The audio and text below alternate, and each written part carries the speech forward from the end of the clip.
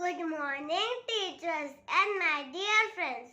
Today I will tell you a story about 5 friends. Once upon a time, there was 5 friends.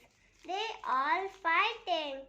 The first friend said, I am the best because I can point, teach and teach.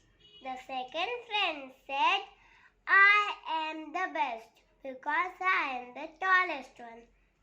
The third friend said, I am the best because I wear wedding ring. The fourth friend said, I am the best because when we bow our hand, I come first.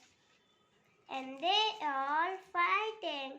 The fifth one said, stop fighting, friends. Can you all eat without me? Can you all open and close without me? All right, and all said, no, you are the best. And the fifth answered, no, alone we are nothing, but together we can do anything.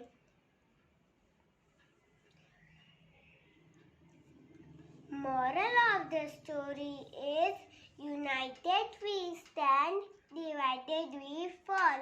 My dear friends, we Indians also like these friends. If we keep fighting, we will not rise.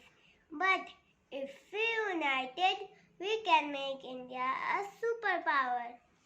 Thank you and Jai Hind.